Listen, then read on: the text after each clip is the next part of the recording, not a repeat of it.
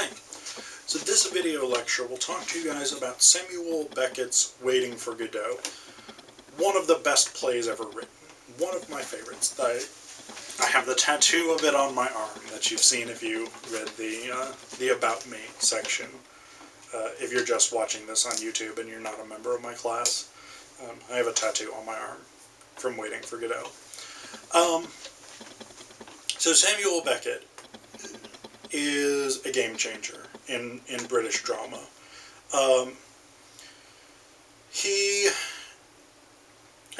So first off, he's a disciple of James Joyce, but he goes a very different direction than James Joyce.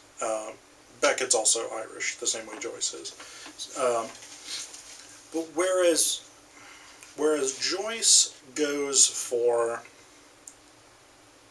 sort of sensory overload with stream of consciousness writing and with the sort of abundance of detail in texts like Ulysses and Finnegan's Wake, Beckett goes the opposite direction.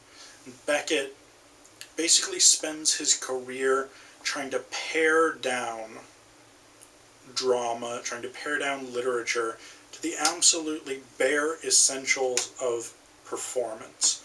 And so Waiting for Godot is his first commercially successful play. It makes him famous because it changes the game for British drama,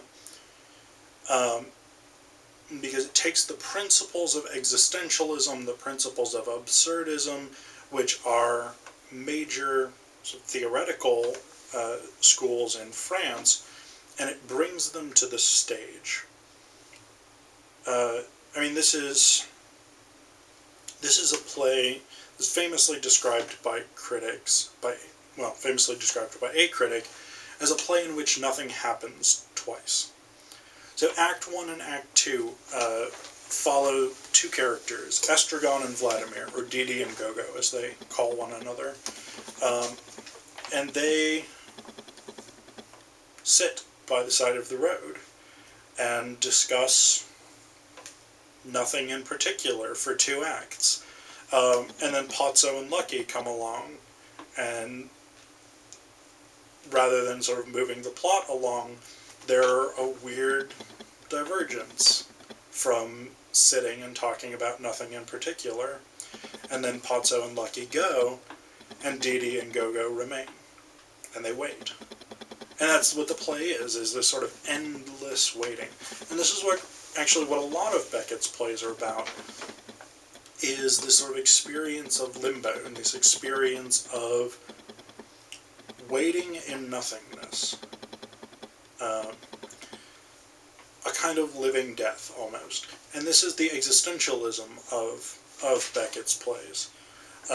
He's influenced by people like Jean-Paul Sartre, whose plays like No Exit features very little action, although it has more of a plot ultimately than many of Beckett's plays, or by Camus, who also writes plays. But Beckett is the first one to really bring this set of existentialist or absurdist ideas to the British stage. And we get, basically from the beginning, we get plunged into this sort of meaninglessness. One of my favorite openings of any play, Estragon is trying to take off his boot. He says, "Nothing to be done." And Vladimir, not looking at him, not realizing he's talking about taking off his boot, says, "I'm beginning to come round to that opinion. All my life I've tried to put it from me, saying, 'Vladimir, be reasonable. You haven't yet tried everything.' And I resumed the struggle." So almost from the beginning, the first couple of lines is actually almost this sort of existentialist manifesto. But we quickly move into this sort of sphere of bizarre, tangential, purposeless discussions. And one of my favorite examples of this is the discussion of the Bible. And this starts 26:23 and goes through 26:24. Vladimir says, seemingly out of nowhere, "Did you ever read the Bible?"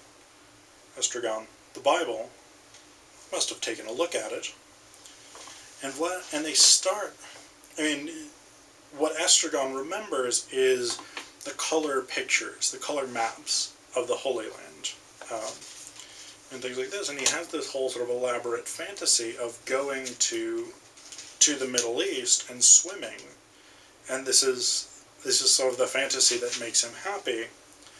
But I want to go through this bit of dialogue because I think it's sort of representative of the epistemological crisis that we get in the 20th century, and this sort of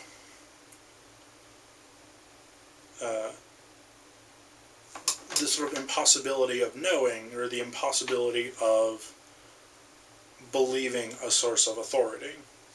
So Vladimir says, "Ah yes, the two thieves. Do you remember the story?" Estragon, "No." Vladimir, "Shall I tell it to you?" "No." Vladimir, it'll pass the time. "Two thieves crucified at the same time as our Savior. One..." Estragon, "Our what?" Vladimir, "Our Savior. Two thieves. One is supposed to have been saved and the other... damned." Estragon, "Saved from what?" Vladimir, "Hell." Estragon, "I'm going." Vladimir, "And yet, how is it... This is not boring you, I hope. How is it that of the four evangelists only one speaks of a thief being saved? The four of them were there, or thereabouts, and only one speaks of a thief being saved. Come on, Gogo, return the ball, can't you? Once in a way." Estragon, "I find this really most extraordinarily interesting." Vladimir, "1 out of 4. Of the other 3, 2 don't mention any thieves at all, and the third says that both of them abused him." Estragon, "Who?" Vladimir, "What?" Estragon, What's all this about? Abused who?" Vladimir, "The Savior."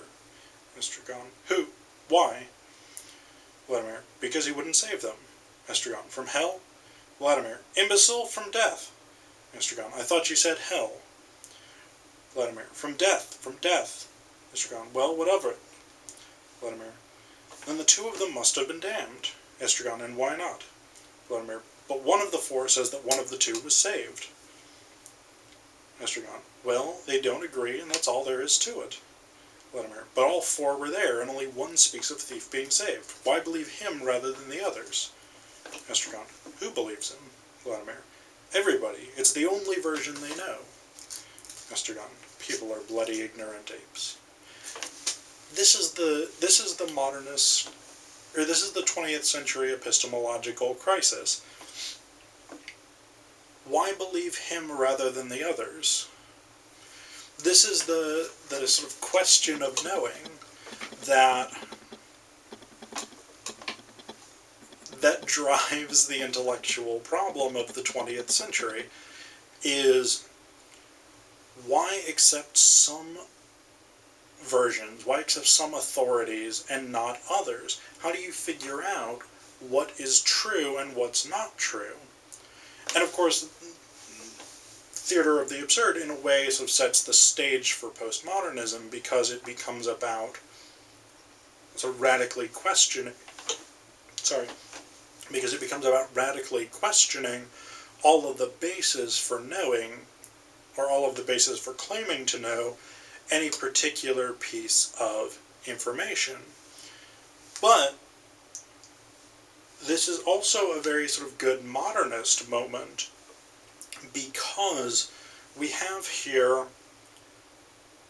a sort of crisis of traditional religion. We have a moment in which the religious meta-narrative, the religious sort of overarching explanation for how the world should work, is being thrown into question because of conflicts within itself. Because the Bible does not provide a consistent theology or a consistent history of, in this case, 1st century Palestine, we have a conflict over whether we can trust this text as a source of history or as a source of knowledge. And so that's one of the things that Beckett is concerned about, one of the things that Beckett finds difficult to reconcile.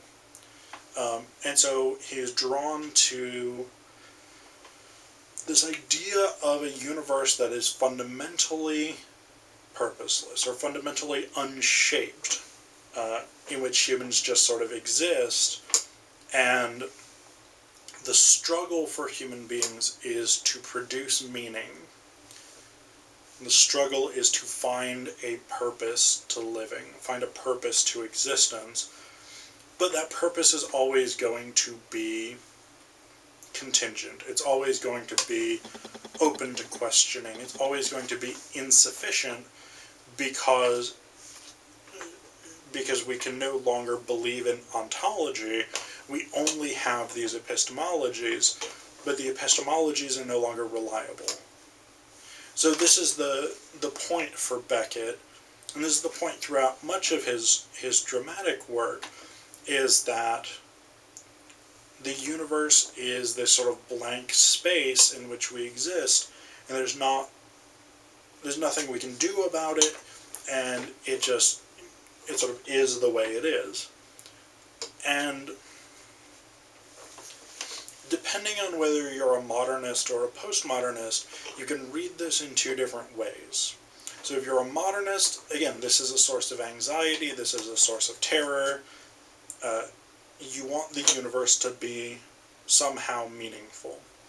If you're a postmodernist, this is a space for joy, this is a space for possibilities, this is a space of openness, because there's no longer